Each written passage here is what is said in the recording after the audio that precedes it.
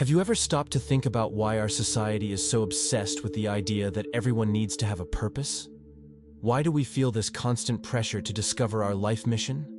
Why do we wake up at 3 in the morning with that anguish in our chest, questioning whether we're wasting our existence? Schopenhauer, one of the most honest philosophers about human nature, warned us about something we prefer to ignore. Our relentless search for meaning might just be another trap of existence. He called this the will, a blind force that drives us without rest, creating illusions that if we find our purpose, we'll finally be happy. What you're about to discover might be uncomfortable, but also profoundly liberating. Let's explore together how the obsession with purpose might be causing more suffering than relief in our lives, and how 3 great thinkers offer us a different path to navigate human existence. Imagine the will as an underground current flowing through all existence. Schopenhauer realized that this force has no direction, no final objective. It simply wants, drives, demands. When we chase after a purpose, we believe we're choosing freely, that we're masters of our destiny. But in reality, we're being dragged by this invisible current that moves us like leaves in the wind. The obsession with finding our why in life is just another manifestation of this blind will that enslaves us. It constantly whispers to us, you need to discover your mission. You need to have a grand purpose. Your life will only be worthwhile if it means something important. But this internal voice isn't our wisdom. It's the very force that Schopenhauer identified as the root of all human suffering. Think about how many times you felt restless, unsatisfied, even when you seemed to have found your purpose. Maybe you discovered your passion, started following your calling, but still woke up with that feeling of emptiness. This happens because the will never becomes completely satisfied. It's like an eternally hungry baby. No matter how much you feed it, it always wants more. It makes us believe that if we discover our true mission, we'll finally find peace. If we dedicate ourselves to the right cause, if we find the perfect job, if we discover our authentic vocation, then yes, we'll be complete. But this is a cruel illusion that keeps us running on an infinite treadmill of searching and frustration. The search for purpose then becomes an infinite cycle of desire and disillusionment. We start full of hope, convinced that this time we've found our true mission. We dedicate ourselves entirely, feel the excitement of discovery, the energy of finally being on the right path. But inevitably, after some time, the novelty wears off, motivation diminishes, and we find ourselves lost again, searching for the next purpose that will finally complete us. Schopenhauer saw this with painful clarity. No matter how noble or significant our purpose might be, it's still a golden prison. We're always chasing after something that promises completeness, but in reality, only feeds our inner restlessness. Purpose becomes another sophisticated form of suffering, dressed in the clothes of spirituality and personal growth. This observation is particularly relevant today, when we live in a culture that has transformed the search for purpose into a kind of secular religion. We're constantly bombarded with messages about the importance of living with purpose, of discovering our mission, of finding our why. But we rarely stop to question whether this search itself might be more of a source of anxiety than fulfillment. Nietzsche, who deeply engaged with Schopenhauer's ideas, took this reflection even further. He realized that when we desperately search for purpose, we're actually confronting a fundamental void. This void isn't a defect or failure on our part. It's the basic condition of human existence. It's what he called nihilism, not as a pessimistic philosophy, but as an existential reality we need to face honestly.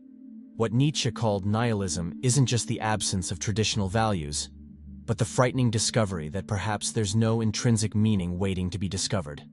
Maybe there's no cosmic purpose with our name written on it, no divine mission we must fulfill, no predetermined script for our existence. When you feel that anxiety of not knowing what your purpose in life is, when you wake up in the morning with the feeling of being adrift, you're touching that nihilistic void that Nietzsche described. Society has taught us to fear it, to quickly fill it with anything that seems meaningful, a job, a cause, a passion, a mission. But Nietzsche suggested something radical. What if we embrace this void instead of running from it? What if the absence of a predetermined purpose was actually our greatest freedom? What if instead of desperately searching for ready-made meaning, we created our own values, our own reasons for living? This perspective is simultaneously terrifying and liberating. Terrifying, because it takes away the comfort of believing there's a greater plan for our lives. Liberating because it frees us from the crushing pressure of having to discover this plan and live it perfectly. The desperate search for purpose often reveals our terror at the possibility that life doesn't have a ready-made script. We prefer the anxiety of searching, the frustration of not finding, the suffering of feeling lost, rather than facing the liberating possibility that maybe there isn't a right to be discovered. Nietzsche realized that this terror keeps us trapped in a childish way of existing. Like children who need constant approval from parents, we constantly look for signs that we're on the right path, that our choices are correct, that our purpose is true. But what if there were no cosmic right or wrong? What if there were just choices and their consequences? Albert Camus brought a unique perspective to this question when he spoke about the absurd nature of the human condition. For him, the absurd arises when we confront the irreconcilable discrepancy between our human need for meaning and the silence of the universe. We search for purpose, ask profound questions about the meaning of life, but the universe doesn't answer. We cry out for meaning, but receive only echoes. This absurd condition isn't a problem to be solved, but a reality to be lived. Camus realized that our obsession with purpose might be a sophisticated form of escape from this reality. Instead of accepting that maybe there isn't a definitive answer to "why am I here?" we create elaborate systems of meaning to protect ourselves from confronting the absurd. We convince ourselves that we've found our mission, our vocation, our purpose. Anything to avoid having to face the disconcerting reality that maybe there isn't a cosmic why waiting to be discovered. We build castles of meaning on foundations of sand, and then wonder why we always feel insecure about our direction in life. This escape has a high price that we often don't consciously realize. When we make the search for purpose our main life project, we become strangers to ourselves. We spend so much time looking for who we should be that we lose touch with who we already are. We become so focused on discovering our mission that we forget to live our present life. The irony is cruel.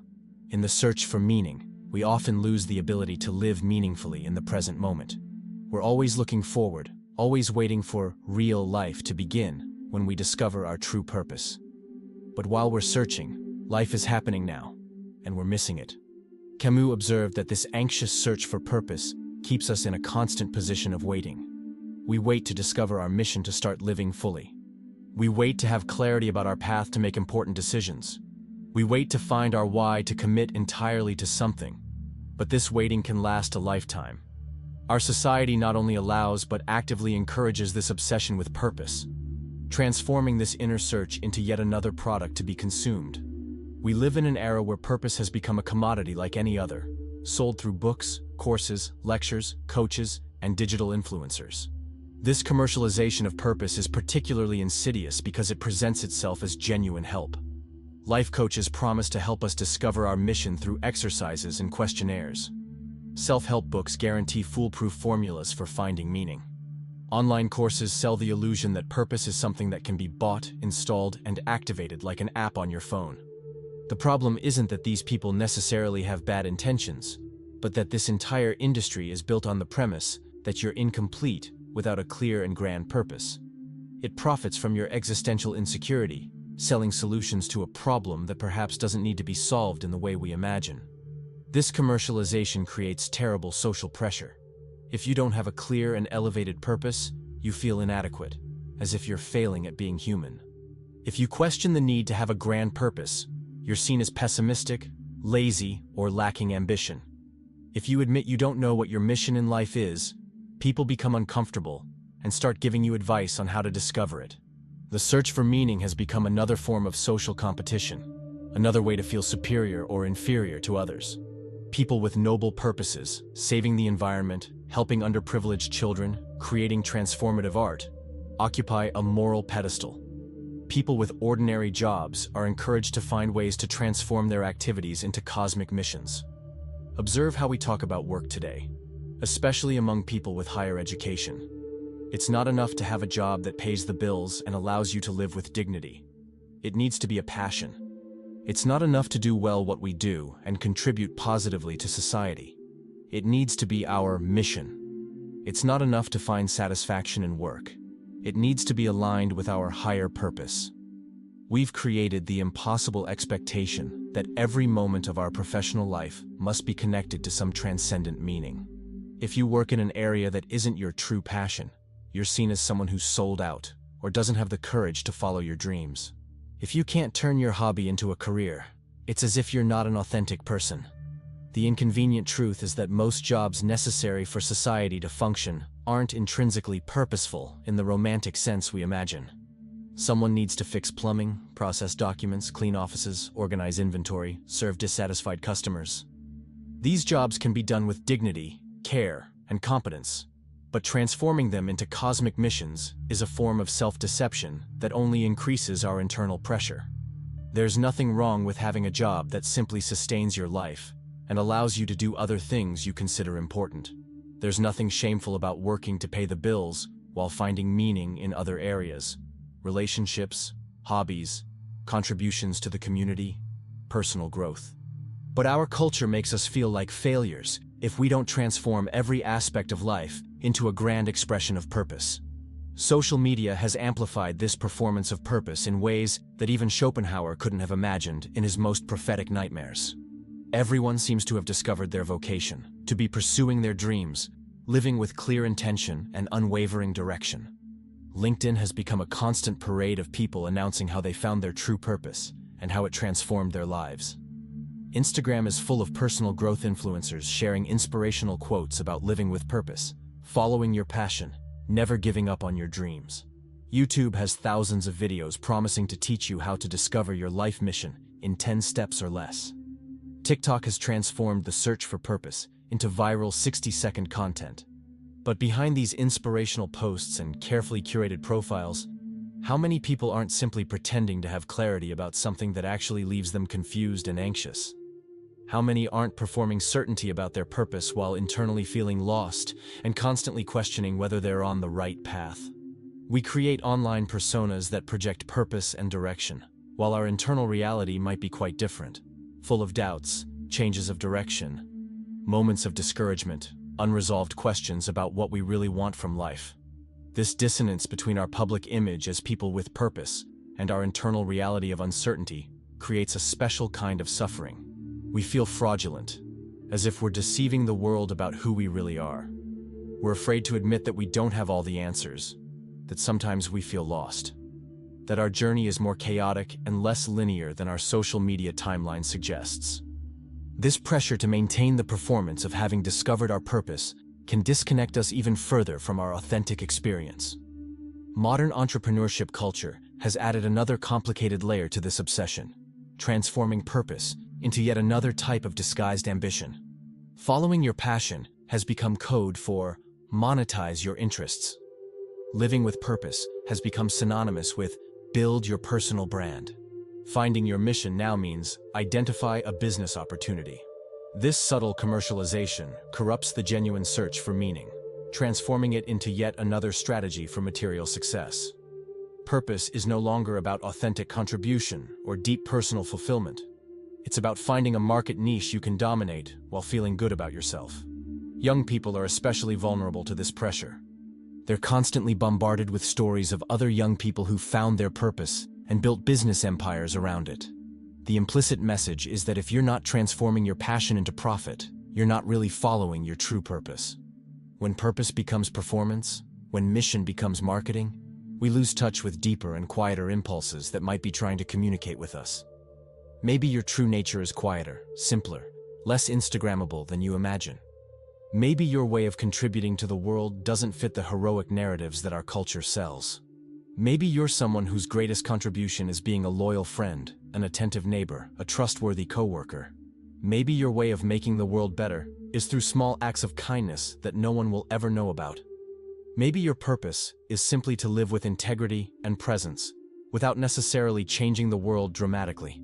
The infinite search for purpose creates a particular type of suffering that Schopenhauer would understand perfectly. It's the agony of always searching and never finding, always getting close but never reaching the promised satisfaction. It's the torment of someone who has turned life into a constant race toward a goal that moves every time it seems close. Each purpose we discover eventually loses its initial shine, leaving us again searching for the next one. The excitement of discovery wears off. Initial motivation diminishes. Practical reality becomes less inspiring than we imagined. And then we start again. Maybe this wasn't my true purpose. Maybe I need to search more. Maybe the answer is in another direction. This cycle of search, discovery, disillusionment, new search is exactly what Schopenhauer described as the fundamental nature of human desire. We believe that if we find the right purpose, we'll finally feel complete and satisfied. But completeness is a mirage that recedes as we approach it. When we arrive where we thought we wanted to be, we discover that the destination wasn't exactly what we imagined. The dream job has tedious and frustrating aspects. The life mission brings heavy responsibilities and moments of doubt. The passion transformed into a career sometimes loses part of its spontaneous joy. The obsession with purpose also carries with it a crushing weight of responsibility that can be paralyzing. If you believe you have a specific mission in life, every moment you're not actively pursuing that mission becomes a wasted moment. Every choice carries the cosmic weight of being aligned or not with your true purpose. You can't simply watch a movie without questioning whether you should be working on your purpose project. You can't go out with friends without wondering if this social time is contributing to your mission. You can't have a hobby that doesn't somehow connect with your greater purpose without feeling guilty about wasting time. This constant responsibility is exhausting. It transforms every daily decision into an existential question. Should I accept this job that pays well but isn't perfectly aligned with my purpose? Should I move to this city that offers better opportunities, even though it's not where I imagine I should be? Should I end this relationship that's good, but doesn't seem to contribute to my life mission? When every decision needs to be evaluated against the measure of a higher purpose, we lose the ability to simply live and respond organically to what life presents us. We become ruthless judges of ourselves, always questioning whether we're being true to our mission, always anxious about whether we're on the right path or should be doing something different. This hypervigilance regarding purpose can disconnect us from our natural intuition and bodily wisdom. Instead of feeling what resonates as true moment to moment, we get stuck in our heads, constantly analyzing whether our choices make sense within the narrative of purpose we've constructed for ourselves. Ironically, the obsession with purpose can make us profoundly lonely in ways we might not consciously realize. When we're constantly focused on our individual mission, we lose the ability to simply be present with other people without a hidden agenda. Conversations become networking opportunities for our cause or career. Relationships are subconsciously evaluated based on how they contribute to our personal or professional growth.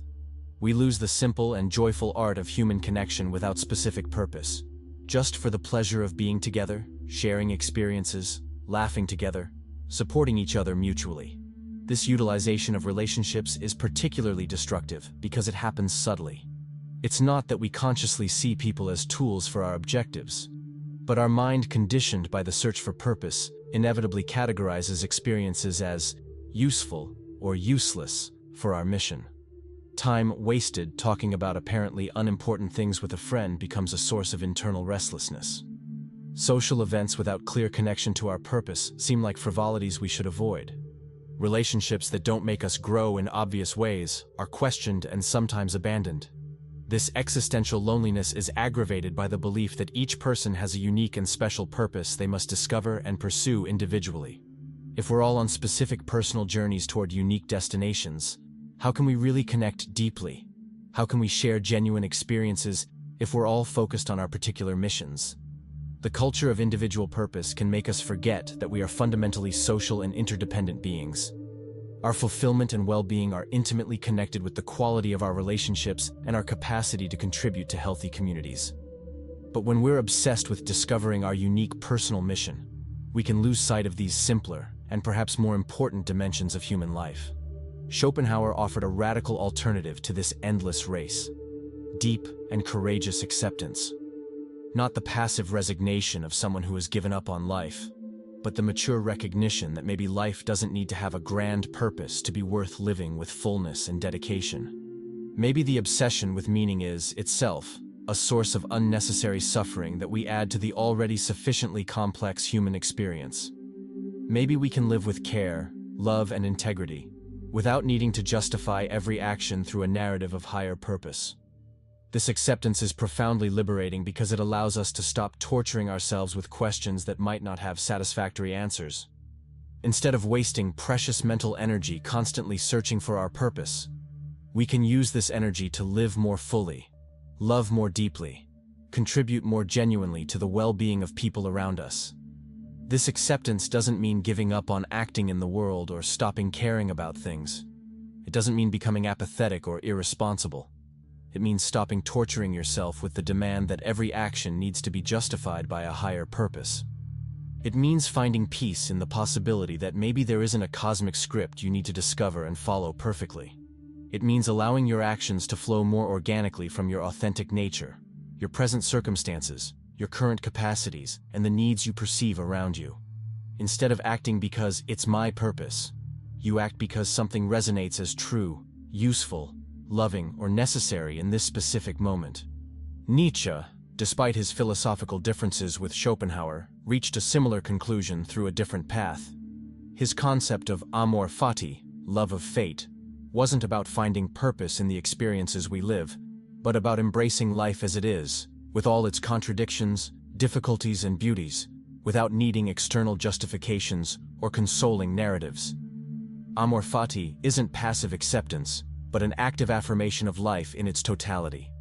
It's saying yes to your experiences not because they're part of a higher plan, but simply because they're your experiences. It's finding a form of love for existence itself that doesn't depend on it meaning something specific or fulfilling a particular function in the universe. When you can love your existence without needing it to mean something specific in the grand scheme of things, a different kind of freedom emerges. You're no longer trapped by the tyranny of having to discover and fulfill your purpose. You can simply live, respond to what life brings, act based on your genuine nature instead of trying to fit into some predetermined mission. This freedom isn't chaotic or irresponsible. In fact, it can be profoundly responsible because it comes from a place of authenticity instead of compulsion. When your actions aren't motivated by the need to fulfill a purpose, they can be motivated by more immediate and tangible things. Compassion for the suffering you see, joy in contributing with your talents, genuine desire to help where you can. Camus reached a similar position through his philosophy of revolt against the absurd. For him, the response to the absurd nature of existence wasn't to find purpose or create elaborate systems of meaning, but to live fully despite the absence of ultimate meaning. It was choosing to live, create, love, fight for justice, even knowing these choices have no final cosmic justification. This revolt against the need for purpose is profoundly liberating because it allows us to act for more direct and human reasons. We don't help someone because it's our mission to help. We help because we see suffering and have the capacity to alleviate some of it. We don't create art because it's our purpose to create. We create because creation brings us joy and might bring beauty to the world. When you no longer need to prove that your life means something in grandiose terms, you can finally start living it more presently and responsively. When you're no longer looking for your cosmic mission, you can start genuinely responding to what's right in front of you. The people who need care, the problems you have skills to solve, the opportunities for growth and contribution that arise naturally.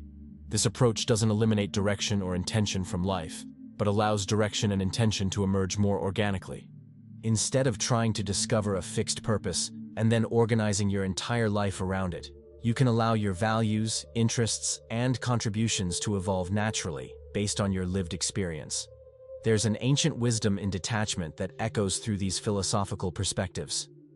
Not detachment as indifference or emotional coldness, but as liberation from the compulsive need for things to be different from what they are, including the need for our life to have a specific and grand purpose.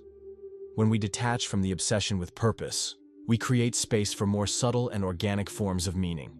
Instead of meaning as something we find through analysis and searching, meaning becomes something we create moment by moment through the quality of our attention, care, and presence. Maybe meaning isn't a discovery, but a creation. Not something that exists independently of us waiting to be found, but something that emerges from conscious and careful interaction with our present experience. Maybe it doesn't need to be grandiose, unique, or permanent. Maybe it can be simple, daily, shared, and temporary. Think about moments in your life that felt truly meaningful, that you remember with fondness and gratitude. They probably weren't moments when you were pursuing purpose or analyzing the meaning of your existence. They were probably moments of genuine connection with other people. moments of total presence in some activity, moments of profound simplicity where you were completely where you were. They might have been long conversations with a dear friend, where time seemed to stop and you felt truly seen and understood.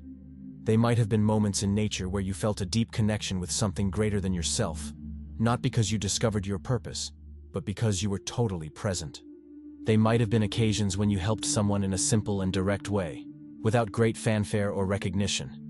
These moments of natural meaning are always available, but become obscured when we're constantly looking beyond the present in search of something bigger and more important. When our attention is always focused on discovering our future purpose, we lose the ability to perceive the meaning that's emerging in our current experience. When we stop torturing ourselves with the search for purpose, we can begin to notice these moments of organic meaning.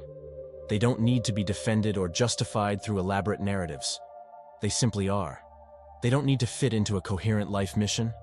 They can simply be appreciated for what they are. Life beyond the obsession with purpose isn't a life without direction, care, or intention. It's a life where direction and care emerge more naturally and responsively, based on your authentic nature instead of expectations imported from outside. It's a life where you can respond to what's happening now, instead of always chasing what should be happening according to some ideal plan. This doesn't mean you'll never have important goals, or that you'll never care deeply about some cause or project. It means these goals and causes will arise naturally from your lived experience and the needs you perceive around you, instead of being imposed by external pressures or internal anxiety about having to discover a purpose. There's a subtle but important difference between living with conscious intention and living obsessed with purpose. Intention is present, flexible, responsive to current circumstances. Obsession with purpose is future-oriented, rigid, anxious about being on the right path. Intention allows change, growth, and adaptation as you learn and evolve. Obsession with purpose creates attachment to a specific identity and suffering when things don't go as planned. When you free yourself from the constant pressure of having to discover your cosmic purpose, something interesting and liberating happens. You begin to trust more in your intuitive wisdom and your capacity to respond appropriately to situations that life presents. Instead of constantly analyzing whether your choices are aligned with your theoretical mission, you can simply choose based on what resonates as true, useful, and loving in this specific moment. Instead of torturing yourself trying to discover what you should be doing with your life, you can pay attention to what your current life is asking of you. This trust in intuition and present responsiveness isn't impulsive or irresponsible. In fact, it can be profoundly responsible because it comes from a place of authentic connection with your current circumstances, instead of an abstract idea about what your life should be. It's based on the humble recognition that you're part of something greater. Not because you have a specially designated cosmic mission, but simply because you exist and are connected with everything around you. Your conscious existence is already your contribution. Your attentive and caring presence in the world already matters, regardless of having discovered a grand mission. When we understand this deeply, we stop torturing ourselves with questions like, "What is my purpose?" and begin asking more useful and present-connected questions. How can I respond lovingly to what's happening now in my life and around me? Or, in what way does my authentic nature want to express itself today? Or, where can I contribute with the resources and skills I have available in this moment? These questions bring us back to the present, where life actually happens and where our capacity for action and contribution truly exists. Purpose keeps us always running toward an imaginary future where we'll finally be who we should be. Presence allows us to fully inhabit our current existence and work with what's really available to us now. The freedom of not having to discover your purpose is the freedom to be genuinely responsive to life as it unfolds. You're no longer trapped by a predetermined script, so you can dance more fluidly with what emerges. You're no longer trying to fit into a specific conceptual box, so your true nature can reveal itself in surprising and organic ways. This responsiveness doesn't eliminate planning or direction from life. It just makes them more flexible and adaptable. You can still have goals and work toward them, but these goals can evolve as you grow and circumstances change, instead of being treated as inflexible commandments from a discovered life mission. This doesn't eliminate challenges, difficulties, or suffering from life. It just eliminates the additional and unnecessary suffering of feeling inadequate for not having discovered your cosmic mission. or feeling failed when your life doesn't look like the heroic narratives of purpose that our culture promotes. It's a type of suffering we create ourselves through unrealistic expectations and that we can choose to release. When we release this extra layer of pressure and anxiety, we have more energy available to deal with the real and inevitable challenges of human life with presence, wisdom, and compassion. Perhaps the greatest irony is that when we stop desperately searching for purpose, our life often becomes richer in real meaning and genuine satisfaction. When we're no longer performing having a mission or trying to convince ourselves we've discovered our true vocation, we can simply live with growing authenticity. And authenticity, the capacity to be genuinely yourself, respond honestly to your circumstances, act based on your real values instead of values you think you should have, has its own form of meaning that doesn't need external justification or social validation. When you can be authentically yourself without needing it to fit into a grand narrative of purpose, a simpler and more sustainable form of satisfaction becomes possible. You're no longer trying to be someone you're not, so you can use your energy to grow organically from who you already are. The journey beyond the obsession with purpose is deeply personal and sometimes lonely, especially in a culture that constantly reinforces the importance of having a clear life mission. But you don't need to take this journey alone, and you certainly don't need to feel guilty or strange for questioning these cultural pressures.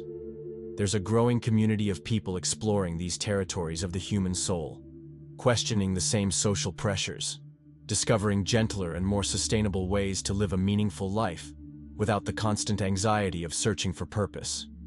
If these reflections touched something deep in you, if you recognized your own struggle with the pressure to find a grand purpose, if you felt relief considering the possibility that maybe you're already enough as you are, know that you're not alone in this journey of questioning and discovery.